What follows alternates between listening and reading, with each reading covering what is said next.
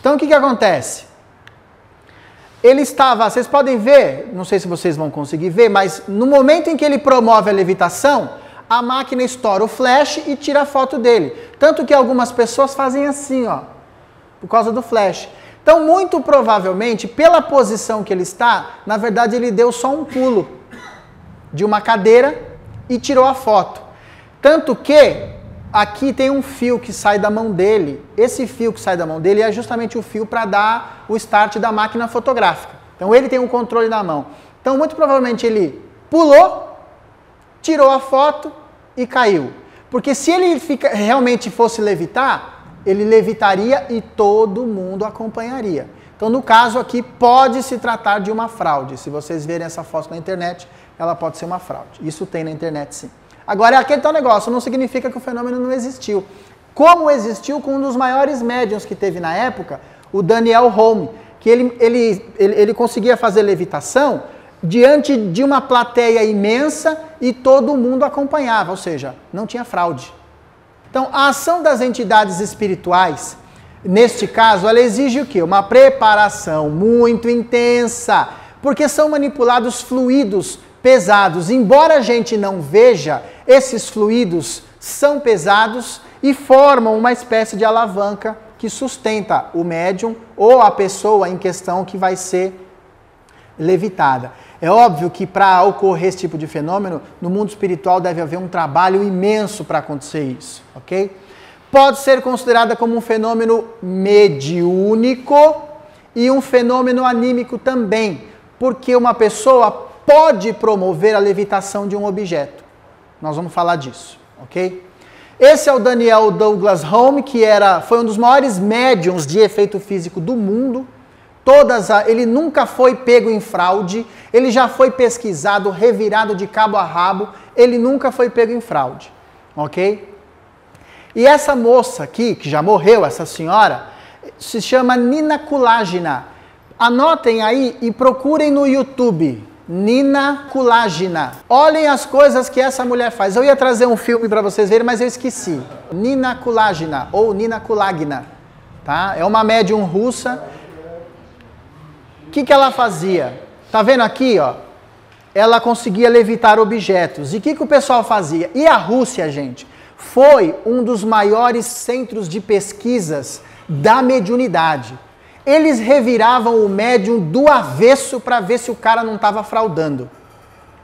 As pesquisas eram até, vamos dizer assim, até descaridosas, porque eram agressivas. Teve médiuns que os caras amarravam em camisa de força e apertavam para o cara não sair dali.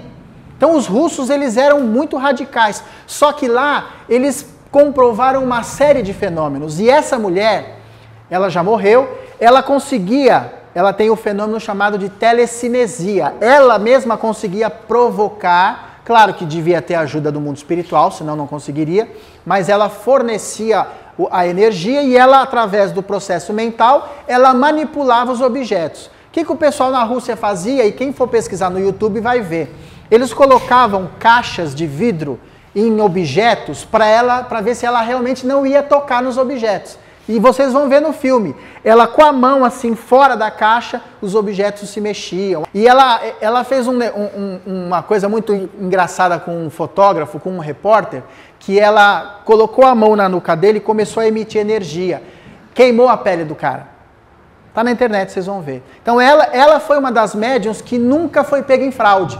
Tentaram até promover aí ela recebeu um processo na época de que ela estava fraudando, mas não se conseguiu comprovar nada. Muito pelo contrário, os russos sempre tiveram o maior interesse em comprovar os fenômenos paranormais. No caso dela, eles conseguiram. O fenômeno de transporte que a gente falou, ou seja, a retirada do objeto de um lugar para materializar no outro, o Edgar Armon, no nosso livro Mediunidade, fala o seguinte, que uma das formas deles fazerem isso é o quê? Desmaterializar o objeto e materializar ele do outro lado.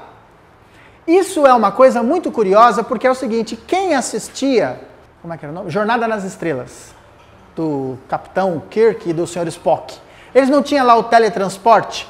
Você entrava lá de baixo, eles te desmaterializavam lá e te materializavam no planeta.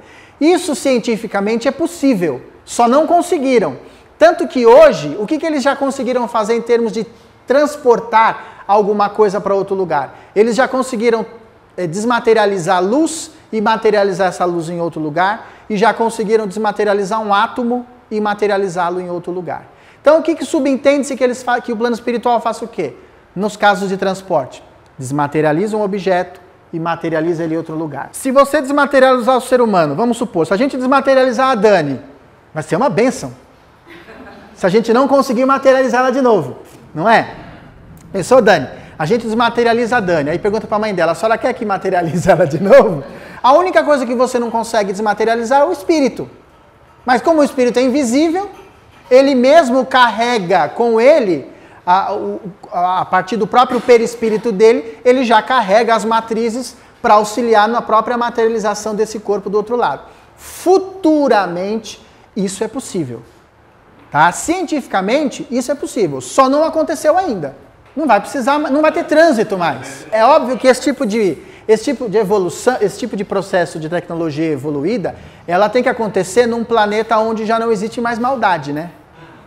Muito bom.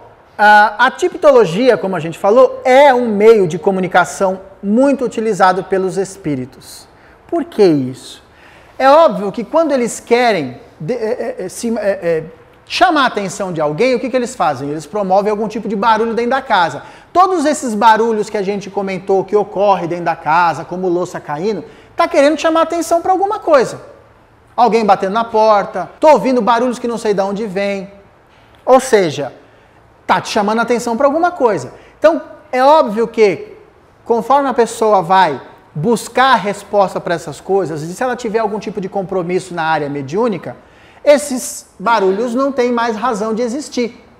Lembra que a gente falou? Eles param, eles diminuem a partir do momento em que você está executando um trabalho, ou seja, mediunicamente falando, você acordou para uma realidade, então não há mais necessidade, embora algumas vezes isso seja muito comum acontecer. Os fenômenos mais comuns de tipologia, as mesas girantes, só o contato dos médiuns na mesa, ela se levantava, cesta de bico, né? Que foi o progresso da psicografia, como a gente estudou, ou seja, colocavam um lapisinho ali na ponta, 2 médiuns encostavam a mão, ou 3, e ele começava a grafar. A gente sabe que tudo isso foi um processo arcaico, foi só o começo do desenvolvimento da mediunidade, mas ele aconteceu. Essa tabuinha aqui, lembra do nome dela, que a gente falou aqui já? Essa tabuinha que tem os alfabetos aí. Você encontra isso muito, você vê isso muito em filme americano. Tábua de Ouija. Não deixa de ser uma forma de cestinha de bico, onde eles vão orientando através das letras do alfabeto. É um trabalho arcaico, mas é um trabalho.